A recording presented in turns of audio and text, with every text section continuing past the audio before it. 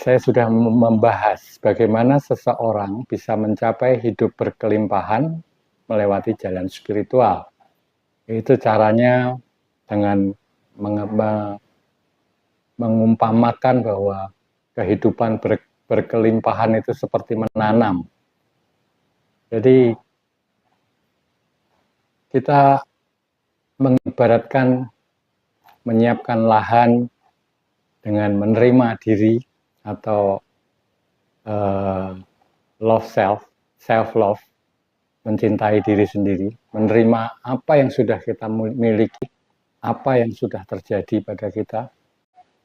Kemudian setelah itu seseorang akan menyiapkan pekerjaan atau sesuatu, lebih tepatnya aktivitas yang akan dilakukan sehingga menimbulkan suatu kegairahan dalam hidup. Nah, ini sekarang apabila seseorang sudah menentukan aktivitas apa yang akan digelutinya sehingga menimbulkan satu gairah dalam hidupnya, apa yang harus dilakukan? Nah, sebelum itu saya akan menunjukkan suatu diagram. Diagram itu menunjukkan bagaimana energi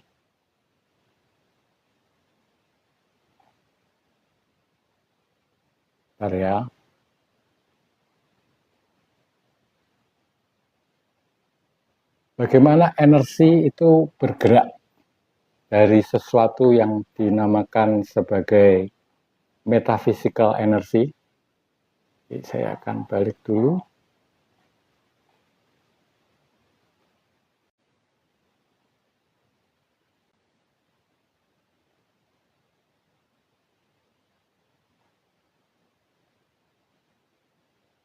Gimana caranya?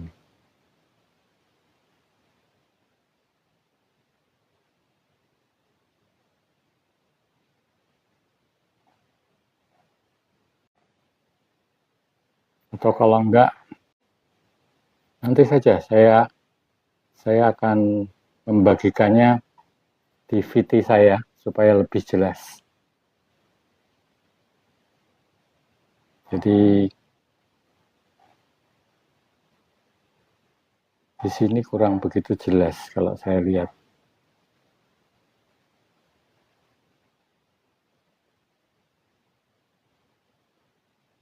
Oke. Jadi yang pertama, energi itu masih pada kondisi metafisikal. Jadi belum merupakan realitas. Kemudian orang tersebut mempunyai gagasan atau ide.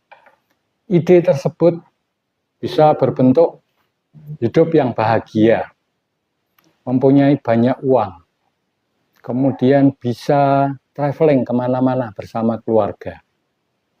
Itu masih merupakan ide.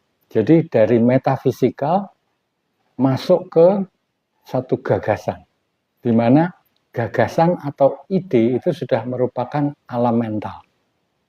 Dalam alam mental, segala yang metafisikal sudah berubah menjadi material. Nah, materinya gagasan-gagasan seperti saya katakan tadi. Hidup yang bahagia, hidup yang mempunyai banyak uang, hidup yang mempunyai banyak waktu untuk keluarga dengan mengadakan traveling kemana-mana. Kemudian gagasan tadi menjadi tujuan. Untuk hidup yang bahagia berarti saya harus sehat. Nah, tujuan ini akan diterapkan. Orang akan berolahraga, orang akan makan yang sehat, orang akan tidur yang cukup. Ini supaya badannya sehat. Ada lagi untuk latihan nafas. Kemudian untuk mempunyai waktu, orang harus menjadi orang tua yang menyayangi anak-anaknya. Orang yang mempunyai jiwa adventurer, jiwa petualang. sehingga dia bisa bersama mengajak keluarganya untuk traveling kemana-mana. Nah, untuk mempunyai uang banyak, itu orang harus mempunyai kesuksesan dalam segi finansial. Nah, untuk merealisasikan satu yang dinamakan kesuksesan dalam segi finansial, itu dari tujuan. Jadi dari ide menjadi tujuan. Tujuan tadi salah satunya adalah mempunyai dari banyak uang ide tadi, kemudian menjadi tujuan. Tujuannya finansial yang sukses, keuangan yang sukses dalam kita melakukan pekerjaan atau kegiatan itu menghasilkan kesuksesan finansial. Nah, karena kesuksesan finansial ini harus berwujud uang atau barang, maka diperlukan sesuatu yang sifatnya menembus dari alam mental masuk ke alam materi. Nah, di sini pada waktu energi ini menembus dari alam mental ke alam materi, maka di sini diperlukan energi yang sangat besar. Energi yang besar tadi bisa didapat dari dukungan dari orang-orang yang tercinta di sekeliling Anda. Jadi Anda tuh mencari uang itu nggak direpotin, tapi malah dapat dukungan. Kemudian gairah dalam kita melakukan pekerjaan tadi. Kemudian kita butuh recharge energi. Dengan cara apa? Dengan cara meditasi. Kemudian kita butuh perhatian yang tinggi. Karena kita akan melakukan sesuatu realisasi, manifestasi. Kemudian kita butuh juga kreativitas. Kita butuh waktu untuk itu. Jadi ini bagaimana sesuatu dari kondisi metafisikal bisa berubah menjadi materi. Ini harus ditembus. Jadi alamnya dari metafisik menjadi ide, menjadi tujuan. Tujuan nanti yang akan menembus alam mental menuju ke alam materi. Tergantung goalnya apa. Kita mau uang seberapa. Ya. Itu secara singkat gambaran mengenai dimensi-dimensi yang harus ditempuh untuk merealisasikan. Nah, sekarang bagaimana dalam supaya kita menjadi orang yang finansial sukses dalam segi keuangan pada waktu kita berusaha. Faktor-faktor apa? Jadi awalnya orang tadi melihat, wah hidup saya ini berantakan. Mau uang aja saya nggak punya. Untuk makan besok mungkin saya harus berpikir. Dari kondisi tadi, orang akan mempunyai suatu ide atau gagasan. Wah ini kalau punya uang banyak enak. Kemudian dia lihat anak-anaknya. Wah ini kalau bisa jalan-jalan sama anak-anak enak. Kemudian dia berpikir bahwa aku harus sehat untuk itu. Kemudian setelah punya gagasan itu orang jadi bergerak. Punya keinginan, tujuan atau keinginan. Nah keinginan itu, ini kita adventurer. Ini jalan-jalan ke misalnya ke Australia. Saya mau jalan di sepanjang gurun di Australia. Atau kita mau ke selatannya New Zealand. Saya mau jalan dari utara ke selatan. Melalui sungai-sungai di mana nanti saya bisa berenang dengan keluarga saya. Kemudian pakai karavan, kita berhenti di sana, masak di sana. Nah, ini semua tujuan. Tujuan itu yang menggerakkan manusia untuk melakukan suatu kegiatan. Kegiatannya bagaimana? Yaitu usaha yang digeluti, yang disukai. Strategi sekarang. Sini ada satu rumusan. Kebijaksanaan plus pengetahuan adalah power. Kebijaksanaan didapat dari mana? Dari melihat. Sekarang ini orang misalnya melakukan bisnis, jualan tahu pong misalnya, atau jualan bakso. Kita lihat, trennya apa sekarang? Oh, trennya sekarang gini. Dari melihat, kita mempunyai satu kebijaksanaan. Oh, bakso itu nggak kayak zaman dulu lagi. Kalau zaman dulu bakso kecil-kecil aja. Sekarang di bakso dikasih isi, dikasih ini. Terus pemasarannya gimana? Terus produksinya gimana? Nah, ini adalah kebijaksanaan. Kemudian kita membaca. Bisnis itu caranya ngelola gimana? Oh, saya mau iklan. Iklan pakai apa? Oh, iklan saya bisa pakai sosial media. Atau di situ ada advertising, mengiklankan bisnis saya. Nah, pengetahuan gabungan antara memperhatikan dan pengetahuan yang didapat dari buku, dari bergaul, dari diskusi, itu yang menjadi power kita. Nah, setelah kita tahu itu, kita mulai melakukan strategi. Strategi itu biasanya orang itu selalu memakai pola lama dalam hidupnya. Jadi kalau dia menjumpai satu masalah yang harus diselesaikan dalam bisnis, maka memori dia tentang bagaimana dia menyelesaikan masalah itu sebelumnya akan menjadi satu yang dipilih oleh orang itu untuk menyelesaikan masalahnya sekarang. Nah, akibatnya orang ini tidak up to date. Orang itu tidak memakai cara-cara bisnis yang baru. Meskipun dia sudah mengerti sebetulnya. Sekarang ini tren bisnisnya begini. Tapi untuk melakukan itu, orang tidak mempunyai keberanian. Karena apa? Karena orang itu akan selalu kembali ke pola yang lama. Pola yang lama adalah sesuatu pengalaman yang sudah pernah dialaminya dan itu sudah terbukti berhasil. Agar kita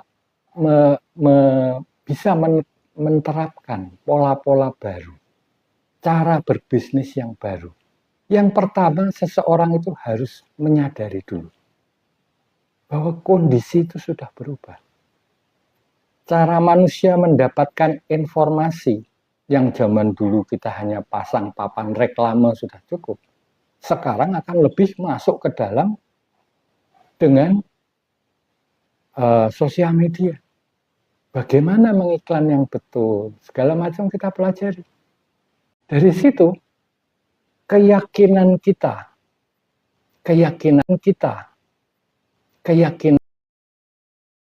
sehingga kalau saya memakai cara yang lama, udah nggak cocok. Saya tidak akan mendapat pembeli. Kemudian setelah itu kita mulai memproduksi. Terserah Anda mau beraktivitas di bidang apa. Anda pelukis, Anda mulai melukis. Anda suka membuat mainan anak-anak, Anda membuat mainan anak-anak. Anda suka berdagang kelontong, ya berdagang kelontong. Tapi itu produksi. Amati. Jadi perhatian kita pada waktu kita mau membuat suatu produksi. Apa sekarang yang dibutuhkan orang? Orang itu senangnya yang seperti apa? Kemudian kita memproduksi dengan pikiran. Yaitu bagaimana supaya efisien, supaya efektif, supaya murah. Tapi selain itu kita juga memakai rasa. Ini kira-kira nanti kalau dipakai orang, rasanya bagaimana? Jadi kita menggabungkan antara pikiran dan perasaan di situ. Nah, setelah ada pertimbangan itu kita baru memproduksi. Setelah jadi kita amati lagi. Kita pantesin, kita rasain di diri kita. Anggap saya ini konsumen. Saya mendapat barang ini, kira-kira rasanya bagaimana. Sehingga apa yang kita hasilkan itu tepat guna. Setelah itu, kita akan memasarkan. Jadi setelah strategi, produksi, kemudian kita akan memasarkan, atau istilah kerennya sekarang marketing. Dalam kita memasarkan, ini kita berhubungan dengan dua hal. Yang pertama, benda mati, yaitu barang yang kita pasarkan. Yang kedua, kita berhubungan dengan benda hidup, yaitu pembeli. Nah, untuk melakukan penjualan, kita biasanya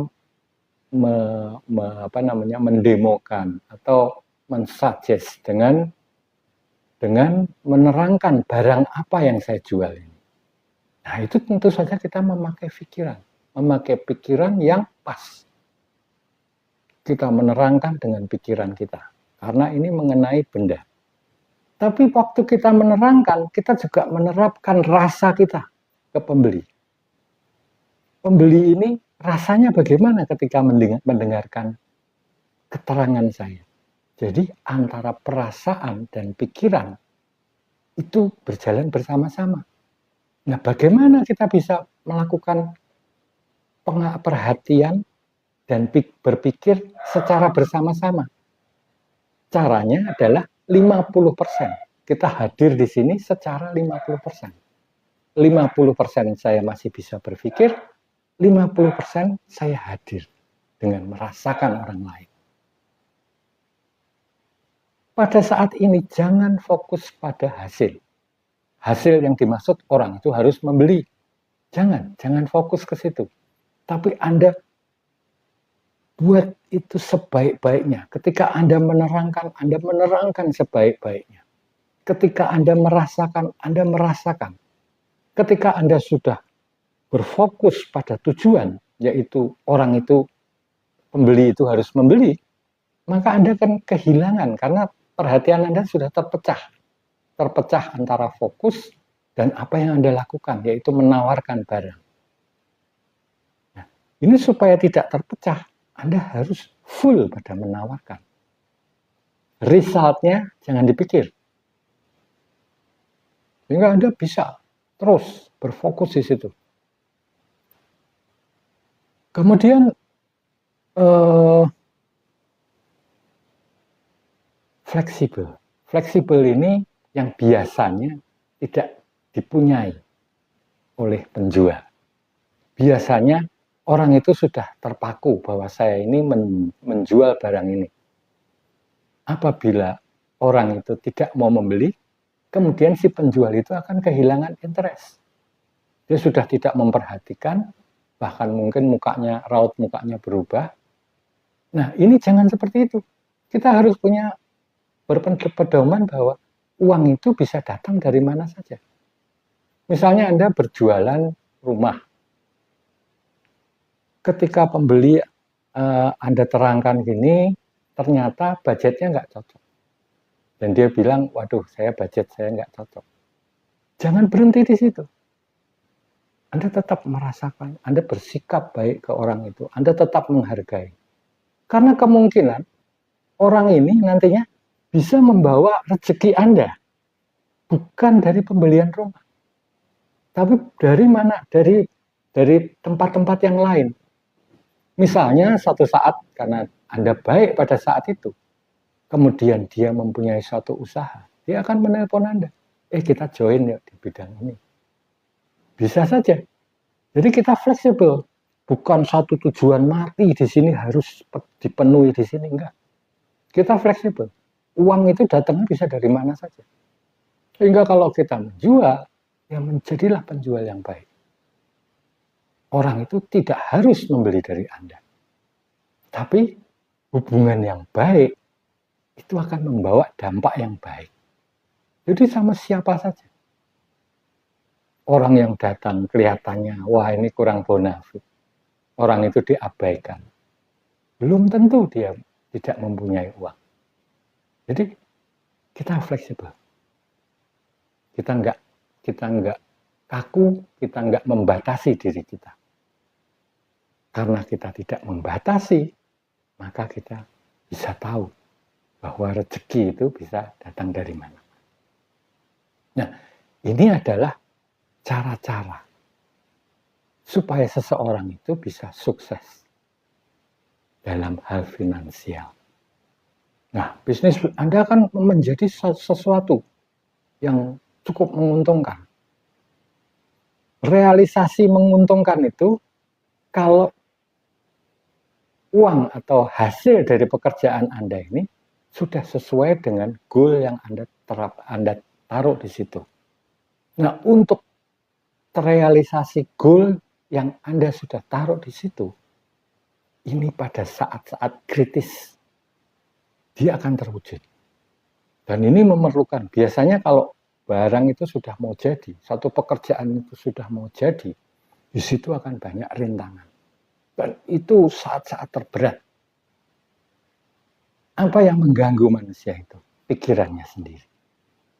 Pada saat-saat berat, manusia akan berpikir, aduh, ini kok banyak banget godaannya. Kayaknya susah nih, kayaknya saya nggak bisa. Kayaknya ini nggak masuk akal buat saya. Atau mungkin saya harus ganti ke bisnis yang lain. Nah, di sini saat-saat kritis ini, dukungan dari orang-orang terdekat itu sangat diperlukan. Orang yang selalu mengingatkan Anda, ayo jalan terus, ayo jalan terus. Kamu sudah dekat. Itu seperti orang mau ngebor minyak. Dia udah ngebor 1 kilo ke bawah tanah, gak ketemu. 2 kilo. Akhirnya dia bilang, wah ini gak ada minyaknya. Udah 2 kilo saya bor, ini gak keluar minyaknya. Padahal kalau diterusin, 10 meter lagi nyembur minyak. Tapi karena apa? Karena diganggu oleh pikirannya, dia berhenti. Dan dia tidak mendapat minyak. Jadi saat-saat kritikal ini, diperlukan. Anda harus tetap konsisten.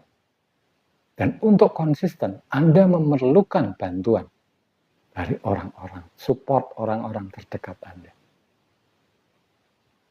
Mereka mempunyai empati kepada Anda. Yang menanyakan, ya saya tahu kamu capek di sini, tapi jangan berhenti. Terus, ntar lagi kamu pasti dapat. Ya itu kira-kira begitu. Ketika satu rezeki akan menjadi suatu realita. Dari alam metafisik sampai suatu yang bentuk fisik. Ada tahapan-tahapannya. Ya. Kira-kira secara keterangan begitu. Nanti gambarnya saya akan upload di VT saya supaya semua bisa melihat jelas. Kalau sekarang saya upload, saya rasa sebentar juga akan lupa karena itu agak kompleks.